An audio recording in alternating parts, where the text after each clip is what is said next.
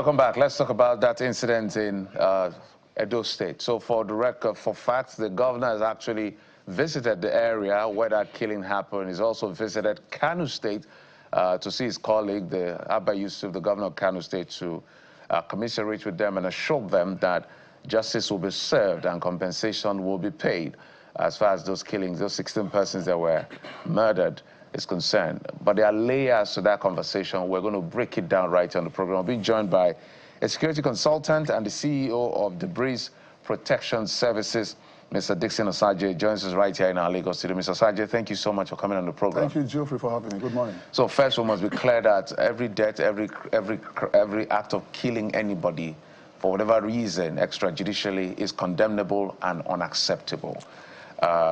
So that record is out there. But let's look at the entire picture. From what you see and what you've heard and what you understand from an expert point of view and what has played out since that incident occurred, what do you make of this current situation? Wow, it's disturbing, Geoffrey. And first of all, let me use the opportunity to wish the family of those deceased may just rest in peace. I got to know about the incident just a few days ago, and I drove past Uromi when I was in Edo State sometime last week, and I thought it was fake news when it first got into the media, and later on I have to go to Channel's platform, and I discovered that it was real. I said, wow. And what came into my mind was that, why were these guys killed? What went wrong? And that is why sometimes we need to look at sensitization, because when we keep on sensitizing the public, like you rightly said, that the killing of any person is condemnable and not acceptable. I agree with you, because if we put people on check, if we bring people to justice, extrajudicial killing is a global offense. It's very wrong, and it's going to put us as a country in a negative limelight in the international community. We're not talking about we're not talking about cows here, we're not talking about goats. We're talking about human life, 16 human beings. And what went wrong? I've tried to ascertain what went wrong. I understand they were traveling, and they were traveling with arms and ammunition, or with what's it called? Dengon. They are Dengon. And I think that's another area we need to also talk about, so that perception management is very important. Sometimes 2 weeks ago, I was made to understand that even the divisional police officer and some other people in the village were chasing some criminal elements in the bushes of Uromi. And, that was 2 weeks ago, because I was in contact with the Uromi division for an issue.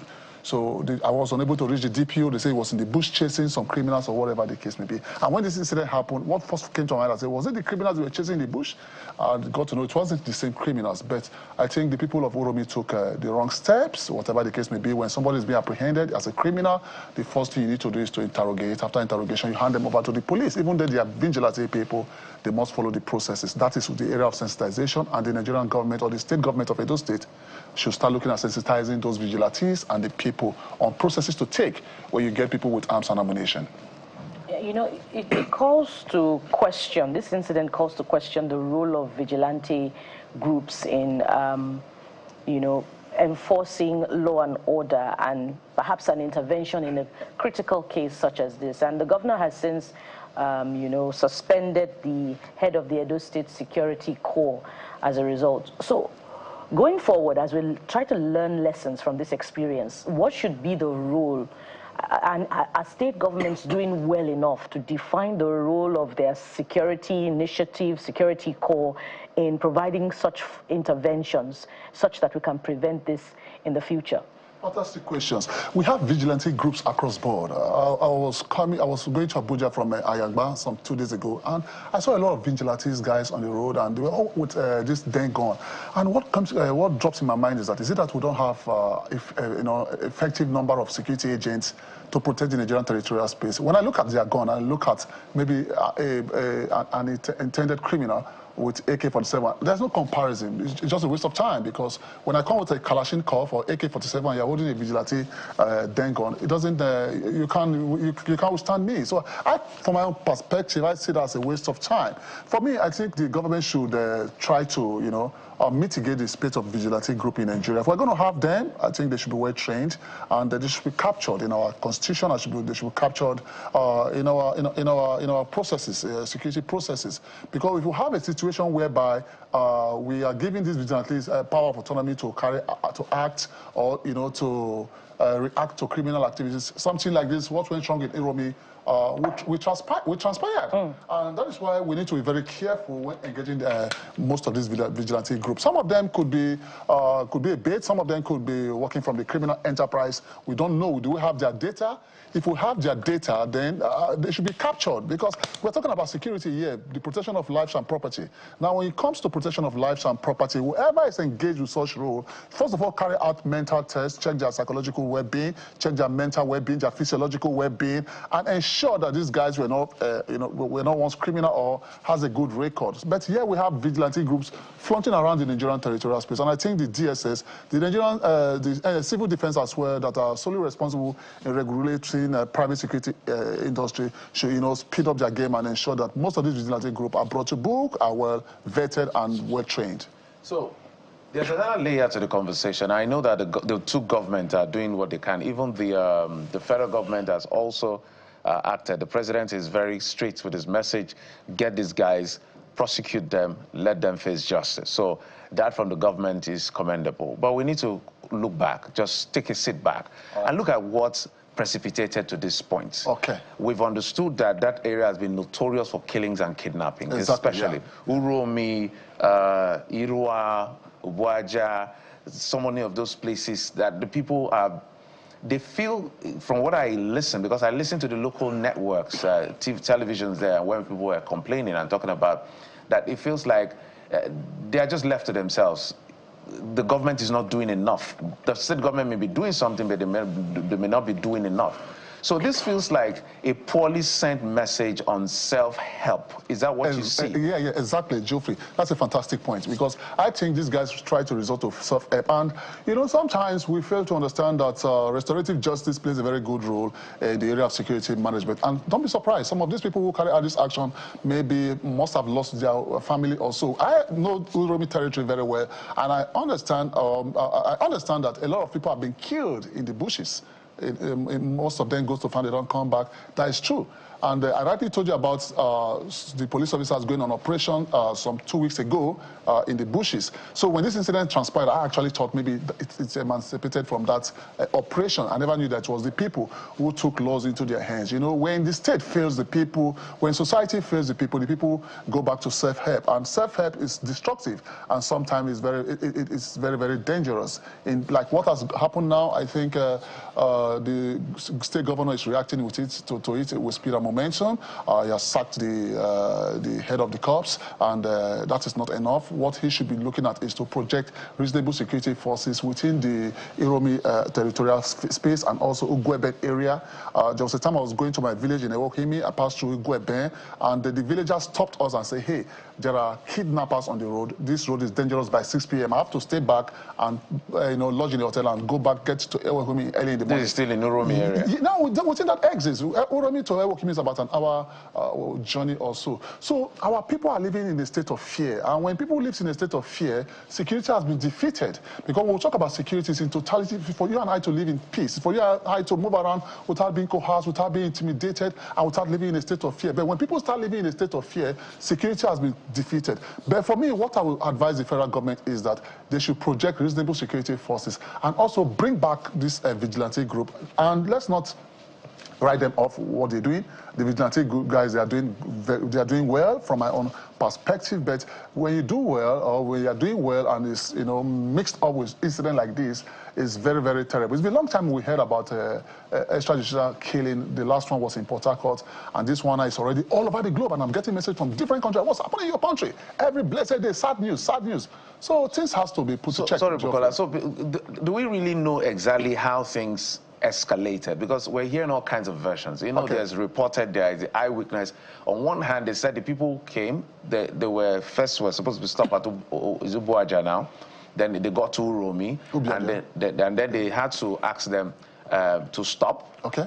They had to go check their, whatever it is they were bearing, and they now saw arms. Some version said it was one of the guys who tried to attack them first. Okay. There's that version. Okay. We don't know how true that is. Okay. But anyway, what happened is that the vigilante lost their course, literally, because they were supposed to protect these people and hand them over to the police. But for whatever reason, they failed to do that, and the people now had to resort to self-help. So what version are you hearing, and what do we do from here? Because this is a very dangerous trend, because people may be feeling, oh, is our lives less valuable than others as far as this is concerned?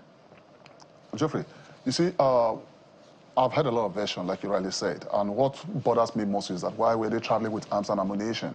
Even if they have gotten to a checkpoint and they met maybe a regular police force or the Nigerian military, they would have been apprehended, and that would have been very good for them. And it bothers me how these guys travel from Port Harcourt, passing all through the military checkpoint, the police checkpoints, and it was the vigilante that identified that they were traveling with arms and ammunition, which is another. I don't want to blame the dead, and I don't want to speak against the dead, but I'm saying that we need to start looking at effectiveness of security effectiveness, because if the military could not identify these guys on the checkpoints, the police could not identify them. It was the vigilante that identified these guys. I think that is another cause for worry. But I think maybe during engagement or whatever the case may be, or the situation was not well managed from the both sides that escalated, and maybe one or two villagers just get to know that, these people were kidnappers, these people are kidnappers, they're kidnappers.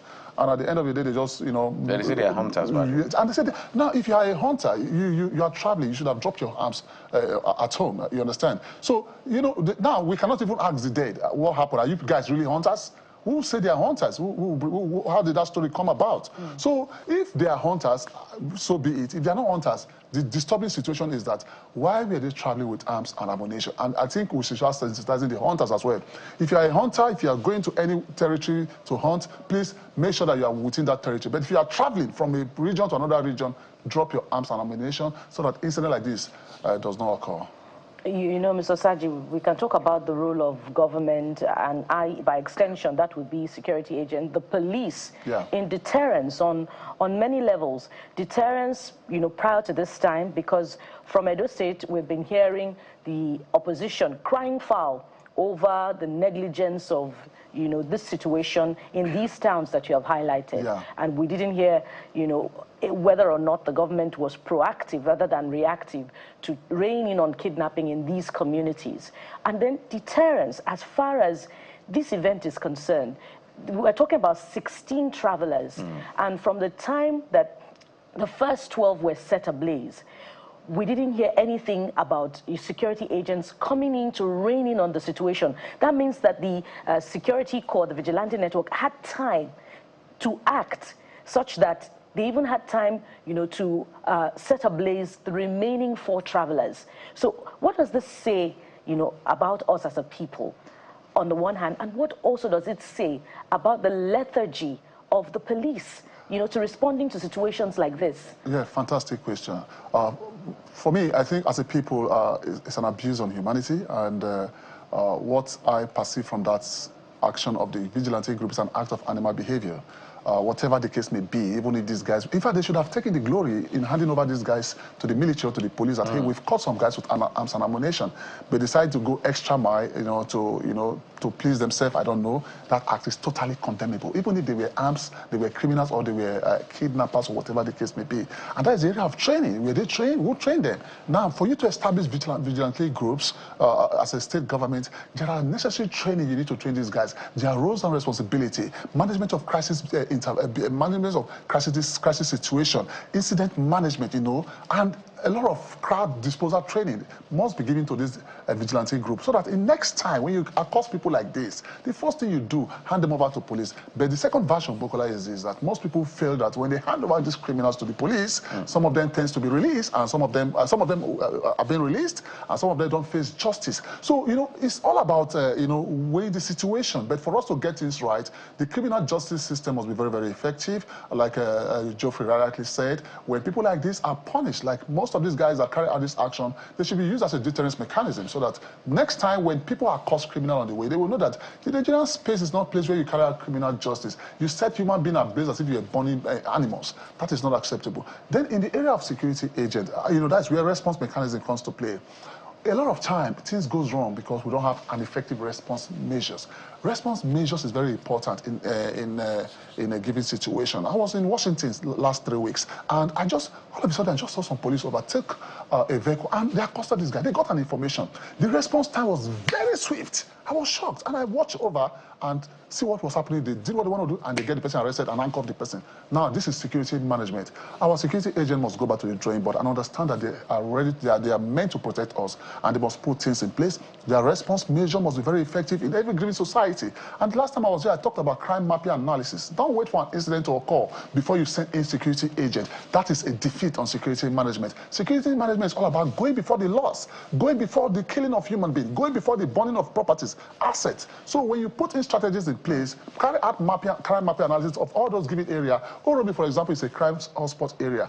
Ugwebe is a crime hotspot area for most of these criminal activities. Then you project surveillance activities, project reasonable security response team, so that when incidents like this happen, the Nigerian police force will respond immediately before things get out of hand. But at this point, they didn't respond quickly. In 30 seconds before we go, what action do you think government can take now, beyond what we're seeing in the dailies, to really bring back confidence in the people? You've made a very vital point that some of these people erroneously would have thought that if we give them to police now, what will become of them? Remember what happened with Deborah? Yeah. The charges itself made the NBA reacted because the guys or the people that committed that crime, they murdered that girl for whatever reason. And what was the charge?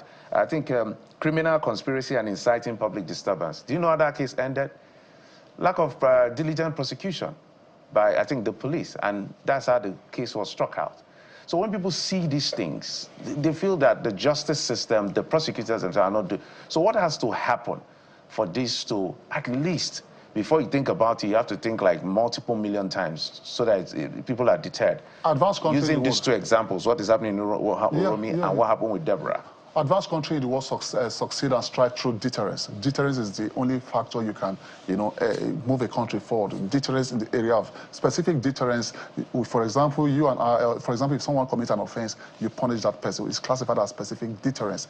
Now, that will send a message to the general public, which is classified under general deterrence, that, hey, when Dixon committed such offense, this was what transpired to Dixon. So we should bring back our justice system and ensure that the judiciary and the criminal justice system are effective enough to build the hope and confidence of our people. And our security agents as well should also ensure that they are quick to respond to incidents like this, and when things happen, they should respond swiftly so that our people don't fall back to self-help. But I must tell you the truth, our security agents, they are doing their best, because what they do is that they labor so hard to carry these people and hand over them to the judicial system. But when they get to the judiciary, most of them get to find their way out. So the judiciary should be held accountable in the area of justice system. Well, this conversation is far from over, because it has brought a lot of layers of issues. And we should be also scared of a reprisal attack as well. Yes. I'm happy with the movement of the governor, Omondo Kwabalo. Fantastic movement. The speed with which he's responded, I'm so impressed, I think is impressive. Very impressive. So now... But we wish that this response had come prior to this time, because there had been many calls about women being raped in Uromi, unable to go to their farms. So I think we should be temperate in our commendation of the executives. I totally agree as well that the same speed with which he's addressing this reactive situation should be more proactive. More proactive, More proactive. More proactive would have reduced, maybe avoided this incident. But our thoughts and our prayers are with the families of those affected. And we yet again condemn this act in its totality. Dixon Osagie, security consultant, CEO of the Breeze Protection Services Limited. Thank you as always for your very expert insight. Thank you, Geoffrey. And thank you for all you guys do. Thank you. Thank you. Thank you. God bless Channels TV. Thank you, sir. Okay, we'll take a quick break. When we come back, we'll get to the next leg of the conversation, and has to do with women in leadership. Join us in just a moment. We'll be right back.